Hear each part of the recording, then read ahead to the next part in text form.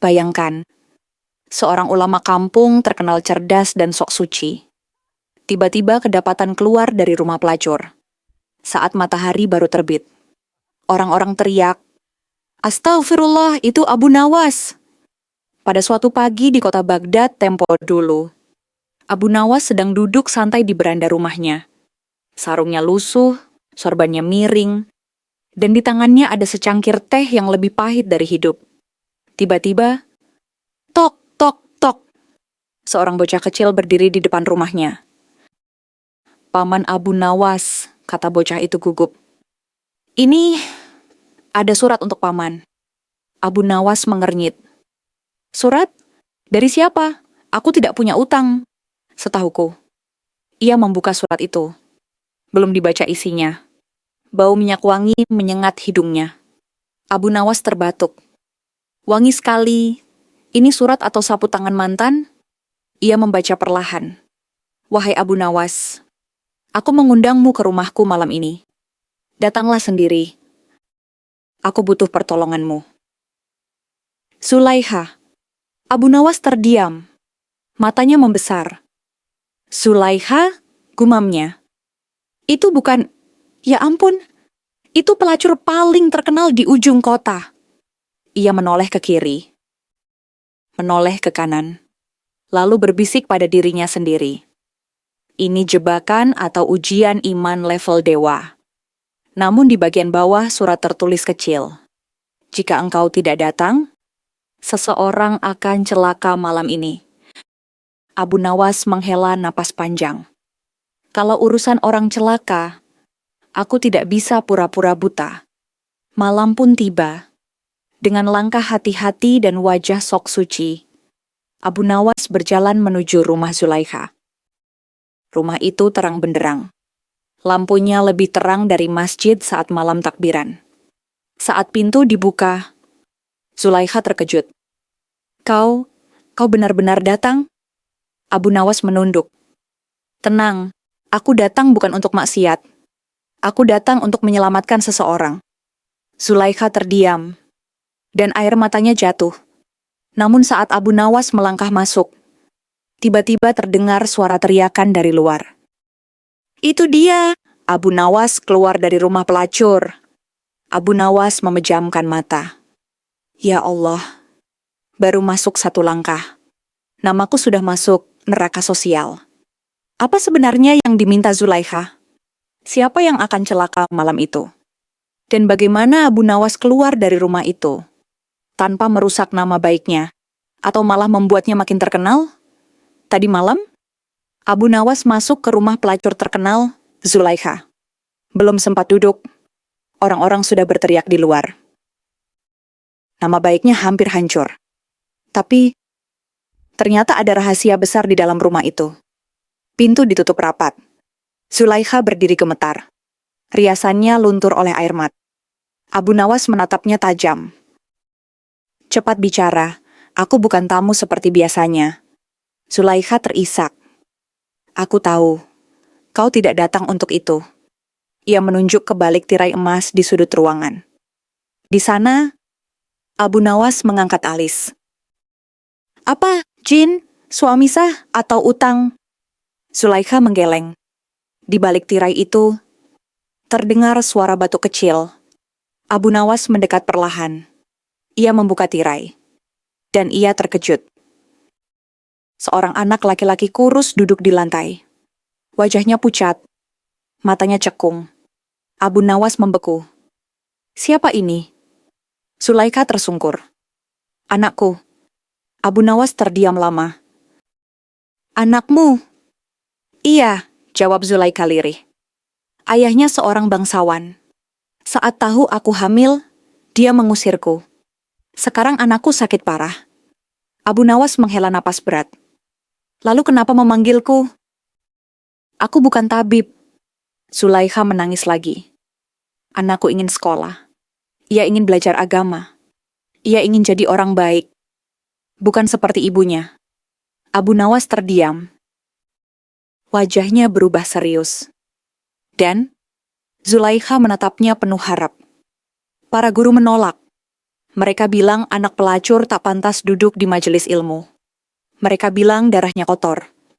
Abu Nawas mengepalkan tangan. Bodoh, gumamnya pelan. Ilmu bukan warisan nasab. Sulaiha bersujud di kakinya. Aku tidak minta engkau menyentuhku. Aku tidak minta kau membeliku. Aku hanya minta bantu anakku.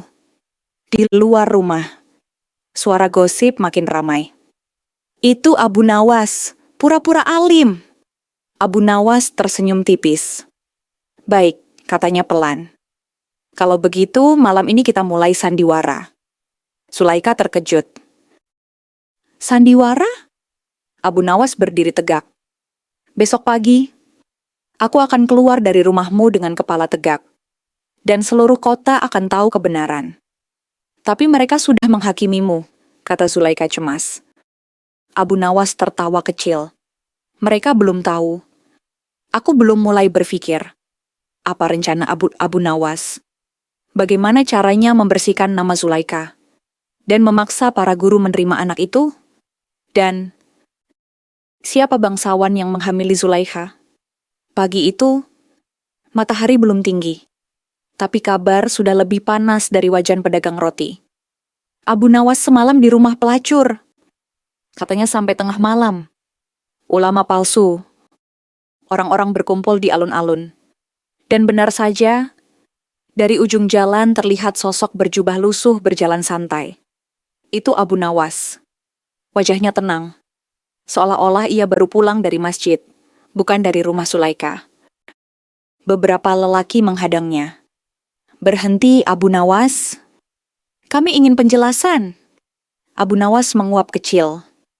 Penjelasan apa? Tentang sarapanku atau tentang gosip kalian? Seorang lelaki tua maju. Kami melihatmu masuk rumah Zulaiha. Abu Nawas mengangguk. Benar. Semua terkejut. Kau mengaku? Tentu, aku masuk lewat pintu depan, tidak lewat jendela. Orang-orang mulai berbisik keras. Kau tidak malu? Seorang yang mengaku alim. Abu Nawas menatap mereka satu persatu. Baik, sebelum aku menjawab, aku ingin bertanya. Ia menunjuk seorang pedagang kain. Engkau pernah berdagang di rumahnya? Pedagang itu gugup. Ya, tapi itu urusan jual beli. Abu Nawas menunjuk lelaki lain. Engkau pernah mengantar makanan ke sana? Ya, tapi... Lalu Abu Nawas menunjuk seorang bangsawan muda yang berdiri paling belakang. Wajahnya pucat. Dan engkau pernah masuk lebih lama dariku, bukan? Orang-orang langsung menoleh. Bangsawan itu gemetar. Itu fitnah. Abu Nawas tersenyum tipis. Kalau aku masuk untuk menolong anaknya, kalian masuk untuk apa? Sunyi. Angin pagi terasa berat. Abu Nawas melanjutkan. Kalian menghina seorang ibu. Tapi kalian tidak pernah bertanya kenapa ia terpaksa hidup begitu. Ia memberi isyarat. Dari kejauhan, Zulaika berjalan membawa anaknya. Orang-orang makin gaduh. Itu anak haram.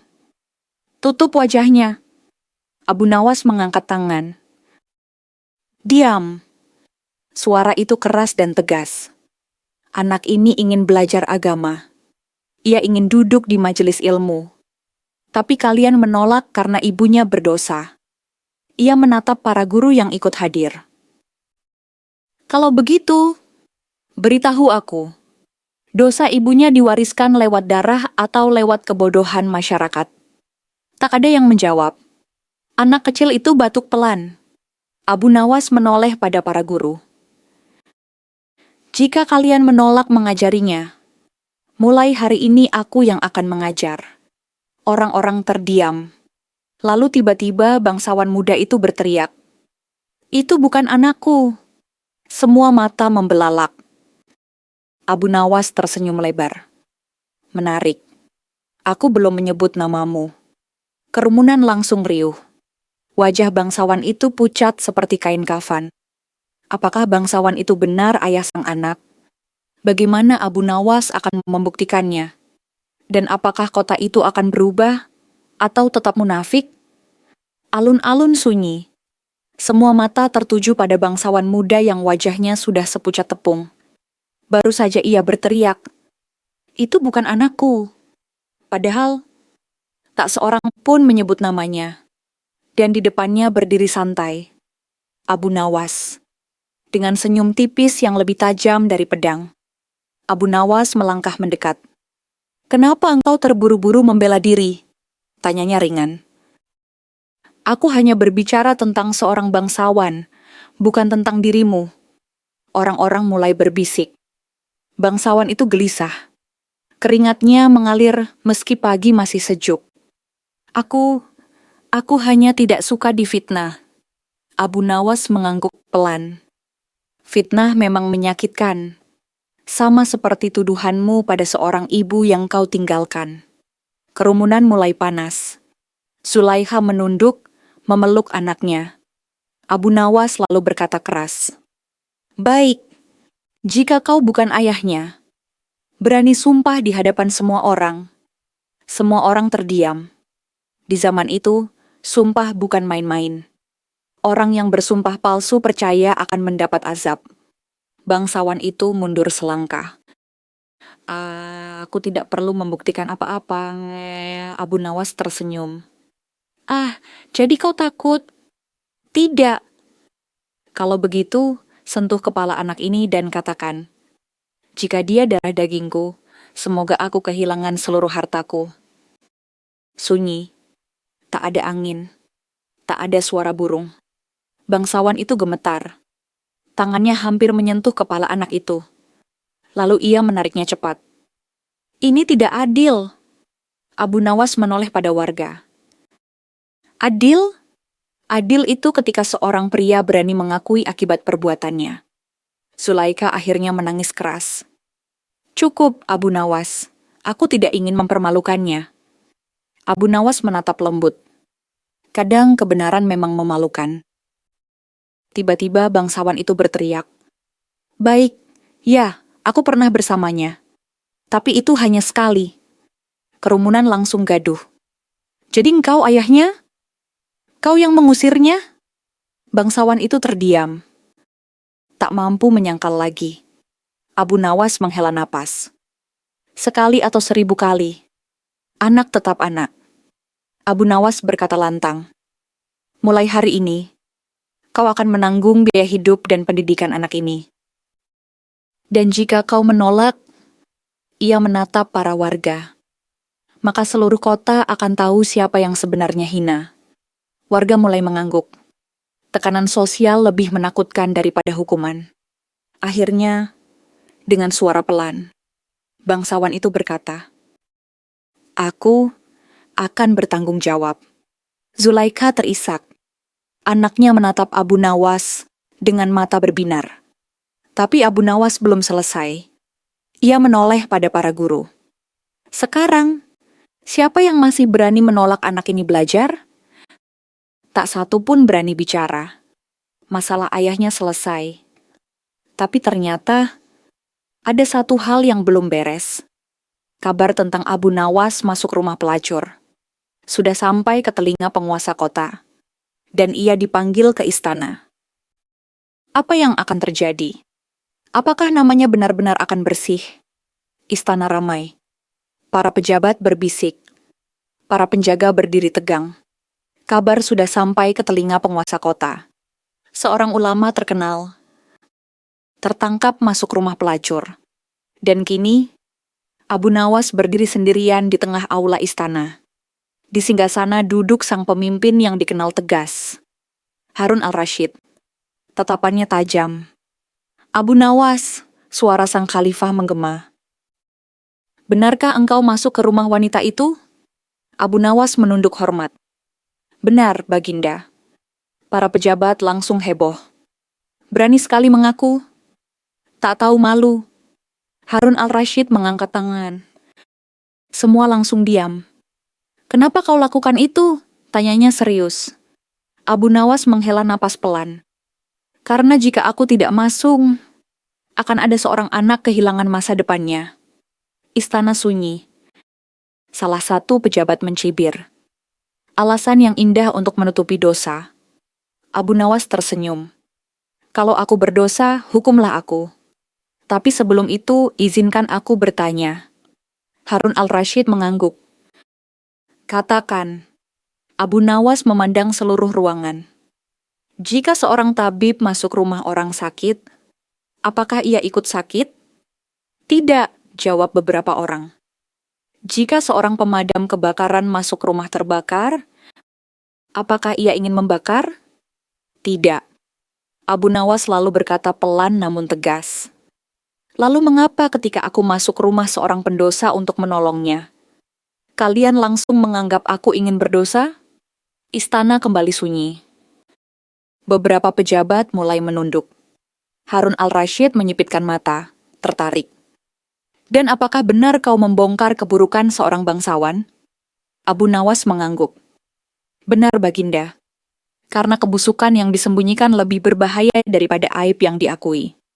Beberapa pejabat gelisah. Ada yang ternyata teman bangsawan itu. Harun al-Rashid berdiri dari singgasana. Apakah benar anak itu kini diterima belajar? Benar, Baginda. Dan ayahnya bertanggung jawab? Dengan terpaksa.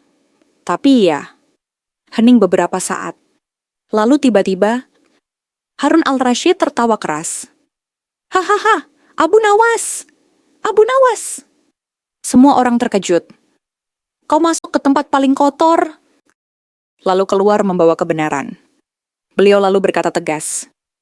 Mulai hari ini, tak seorang pun boleh menghina anak itu. Dan siapapun yang menyebarkan fitnah tentang Abu Nawas akan berhadapan denganku. Para pejabat langsung pucat. Abu Nawas membungkuk dalam. Terima kasih, Baginda. Namun saat ia hendak keluar, Harun al-Rashid berkata pelan. Tapi satu hal belum selesai. Abu Nawas berhenti. Apa itu, Baginda? Sang khalifah tersenyum tipis. Zulaika sendiri. Apa maksud sang khalifah? Apakah Zulaika akan tetap hidup dalam dosa? Atau justru ada kejutan besar yang akan mengubah nasibnya? Semua orang mengira kisah ini sudah selesai. Anaknya diterima belajar. Ayahnya mengaku, nama Abu Nawas bersih. Tapi ternyata, yang paling berat justru bukan soal anak itu, melainkan nasib ibunya. Dan di tengah aula istana, Abu Nawas kembali berdiri di hadapan Harun al-Rashid. Kau sudah menolong anaknya, kata Harun al-Rashid pelan. Tapi bagaimana dengan ibunya? Abu Nawas terdiam. Zulaika masih tinggal di rumah yang sama. Masih menerima tamu. Masih menjadi bahan hinaan. Harun al-Rashid melanjutkan. Apakah kau akan membiarkannya kembali ke kehidupan lama? Istana sunyi. Abu Nawas mengangkat wajahnya. Baginda, tidak ada manusia yang sejak kecil bercita-cita menjadi pendosa. Beberapa pejabat saling pandang. Sebagian orang jatuh karena keadaan. Sebagian lagi karena ditinggalkan. Harun al-Rashid menatap tajam. Jadi menurutmu apa yang harus dilakukan? Abu Nawas tersenyum tipis. Beri dia kesempatan, bukan hukuman. Hari itu juga, atas perintah khalifah, Zulaikha dipanggil ke istana. Ia datang dengan gemetar, takut dihukum, takut dipenjara. Ia bersujud begitu tiba. Ampuni aku, Baginda. Harun al-Rashid berkata tegas. Jika engkau diberi kesempatan hidup baru, apakah engkau mau meninggalkan pekerjaanmu? Zulaikha menangis deras. Demi Allah, aku ingin. Aku lelah. Tapi siapa yang mau menerima wanita seperti aku? Semua orang diam. Lalu suara Abu Nawas terdengar lembut. Mulai hari ini, engkau tidak lagi sendiri. Ia menoleh pada khalifah. Baginda, izinkan ia bekerja di dapur istana. Ia pandai memasak. Dan lebih baik dapur yang panas daripada dosa yang membakar. Beberapa pejabat tampak tak setuju. Namun Harun al-Rashid justru tersenyum. Permintaanmu dikabulkan. Zulaikha terisak tak percaya. Rumahnya ditutup. Pekerjaannya dihentikan. Ia mulai bekerja di dapur istana. Orang-orang kota terkejut. Pelacur jadi pegawai istana. Ini tidak adil. Namun perlahan, mereka melihat perubahan. Zulaikha kini menutup auratnya, rajin beribadah. Dan yang paling membahagiakan, ia sering terlihat menunggu anaknya pulang dari belajar. Dengan senyum bangga. Suatu sore, anak itu berkata pada Abu Nawas, "Paman, suatu hari aku ingin jadi orang seperti Paman." Abu Nawas tertawa kecil. "Jangan jadi dirimu saja, tapi lebih baik. Semua tampak indah." Namun satu pertanyaan masih menggantung. Mengapa Abu Nawas begitu bersungguh-sungguh menolong mereka? Apakah hanya karena iba? Atau ada rahasia masa lalu yang belum terungkap? Semua sudah berubah. Anak itu kini belajar dengan rajin. Zulaikha bekerja di dapur istana dengan terhormat. Nama Abu Nawas kembali dipuji. Tapi ada satu hal yang belum pernah dijelaskan. Mengapa Abu Nawas begitu mati-matian membela mereka? Apakah hanya karena kasihan? Atau karena ia pernah merasakan hal yang sama?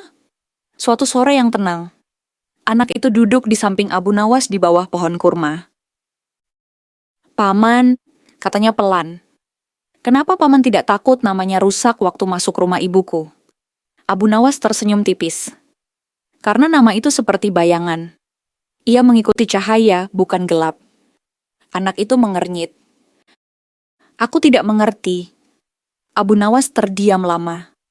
Lalu ia berkata pelan, "Dulu, saat aku kecil, ayahku bukan orang kaya. Ia sering dihina. Ibuku pernah dituduh macam-macam." Anak itu menatapnya serius. "Apa Paman marah?" "Tentu, tapi aku belajar satu hal." "Apa itu?" "Orang yang paling keras menghakimi. Seringkali paling takut aibnya terbongkar." Anak itu terdiam. Abu Nawas melanjutkan, "Aku tidak menolongmu karena ibumu benar. Aku menolongmu karena setiap anak berhak mendapat masa depan." Sementara itu, dari kejauhan, Zulaikha melihat mereka sambil tersenyum. Ia kini berbeda. Wajahnya lebih tenang. Langkahnya lebih ringan. Beberapa bulan kemudian, anak itu berdiri di majelis kecil, membaca pelajaran agama dengan lancar. Orang-orang yang dulu menghina kini terdiam kagum. Salah satu warga berbisik pada Abu Nawas, "Engkau benar, kami salah menilai." Abu Nawas tertawa kecil. "Bukan aku yang benar. Kalian hanya terlambat berpikir." Malam itu, ia berjalan sendirian menyusuri kota.